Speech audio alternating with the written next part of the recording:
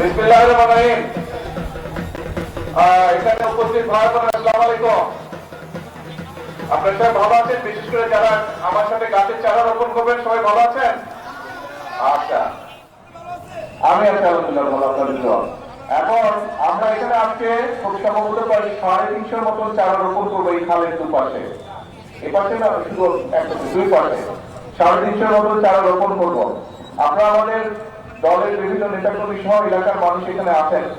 আপনাদের সকলের কাছে আমার একটা আহ্বান থাকবে যে এই যে যেই চারাটা আমরা আজকে রোপণ করব, এই চারাটা রোপণ করলে শুধু আজকে দায়িত্বটা আমাদের শেষ হয়ে যাবে না। এই এলাকায় যে সকল মানুষ থাকেন, খালের দুই পাশে যারা থাকেন এবং যারা আজকে চারাটা রোপণ করছেন, আপনারা হয়তো এখান দিয়ে আসতে যাওয়া করবেন অনেকে।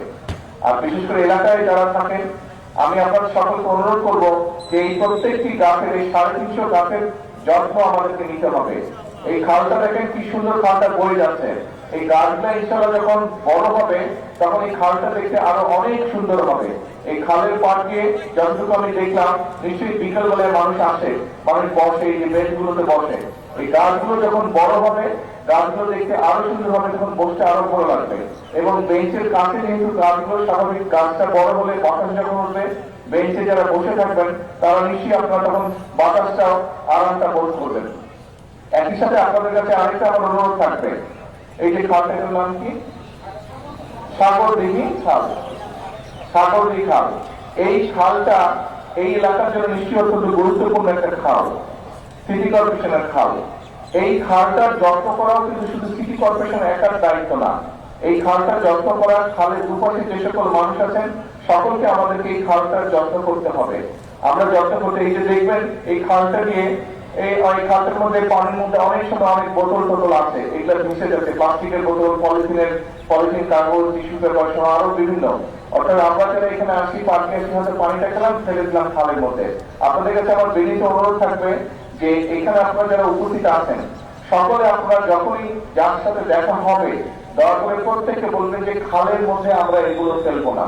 এবং সিটি কর্পোরেশনকে আমি অনুরোধ করবো, এখানে মনে হয় একটা ওই তো বিল লাগানো আছে, হ্যাঁ বিল লাগানো আছে, সকলকে আপনারা দয়া করে সিটি কর্পোরেশন দয়া করে মাইকেও প্রচার করবেন যে যারা এই খালে বসবে, খালের ধারে বসবে, বা যে সকল জায়গায় মানুষ বিকালবেলা আসে, বেড়াতে আসে, বসে, সবগুলো জায়গায় যাতে বিল লাগানো হয় এবং ময়লা যাতে মানুষ বিলের মধ্যে ফেলে, তার ব্যবহার যে টিস্যু, পানির বোতল বা যেটাই থাকুক, সেগুলো যাতে বিলগুলোর মধ্যে ফেলে। এই কথাটা বলার কারণ হচ্ছে যে দেখুন, এই যে এখানে একটা পাইপ দেখা যাচ্ছে, এটা কিসের পাইপ? খালের সাথে এসে যুক্ত হয়েছে পানি। কিসের পানি? বাসা বাড়ির ব্যবহারের পানি। আচ্ছা, বাসা বাড়ির ব্যবহারের পানি সিটি কর্পোরেশনের কাছে আমি অনুরোধ করবো যে আপনারা সেটা ড্রেনেজ সিস্টেম করুন, কিন্তু পানি বা সুয়েজ লাইনের কানেকশন খালের মধ্যে না রাখাই ভালো। এইগুলা যত কালে পরিবেশটা নষ্ট হয়ে যায়, এটা দূষিত হয়ে যায়। কাজে আমাদের নিজেদের পরিবেশ আমাদের নিজেদেরকে রক্ষা করতে হবে। আমরা যদি আমাদের নিজের ঘর গুছিয়ে না রাখি, তাহলে ঘরটা যেমন ময়লা হয়ে যায়, ঠিক একইভাবে আমরা যদি আমাদের এলাকা, আমাদের এরিয়া, আমাদের পাড়া, আমাদের দেশ যদি আমরা নিজেরা পরিষ্কার না রাখি, নিজেরা যদি পরিবেশের খেয়াল না রাখি, তাহলে ভুক্তভোগী কে হবে? ভুক্তভোগী কে হবে? ভুক্তভোগী তো আমরাই হবো, তাই না? অন্য দেশের সুন্দর সুন্দর জায়গা নিয়ে আমরা আফসোস করবো, কিন্তু নিজের দেশের জায়গাগুলো সব আমরা নষ্ট করে দিব।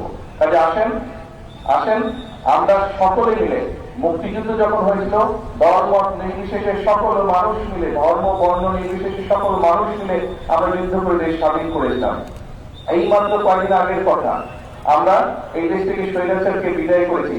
সকল শ্রেণী পেশার, সকল ধর্ম মত নির্বিশেষে সকল শ্রেণী পেশার মানুষ রাজপথে নেমে এসে স্বৈরাচারকে এই দেশ থেকে হটিয়েছে। তার মানে আমরা সকলে মিলে যদি কাঁধে কাঁধ রেখে দেশের জন্য, মানুষের জন্য যেই কাজগুলো ভালো, সেই কাজগুলো যদি আমরা করি, তাহলে সকলে মিলে উপকৃত হয়। আসুন আজকে এই বৃক্ষরোপণের দিনে আমরা সকলে মিলে প্রতিশ্রুতিবদ্ধ হই যে আমাদের দেশের পরিবেশ ইনশাআল্লাহ প্রত্যেকে আমাদের যে যে যার যতটুকু অবস্থান আছে, সেখান থেকে আমরা চেষ্টা করব আমরা যেখানে বসবাস করি, আমাদের আশেপাশের এলাকা, আমাদের ঘর বাড়ির আশেপাশের এলাকা, আমাদের অফিস আদালতের আশেপাশের এলাকা, আমাদের স্কুল কলেজের আশেপাশের এলাকা, আমাদের হাসপাতালের আশেপাশের এলাকাগুলো প্রত্যেকে আমরা চেষ্টা করবো পরিবেশটা যাতে নষ্ট না হয়, পরিবেশটা যাতে সুন্দর থাকে, ভালো থাকে, সেটার আমরা চেষ্টা করবো। আজকের এই দিনে এটি হোক আমাদের প্রত্যাশা, এটি হোক আমাদের প্রতিজ্ঞা। সকলের কাছে আবারও সকলের কাছে দোয়া আছে। আমার বক্তব্য শেষ করছি। আসসালামু আলাইকুম।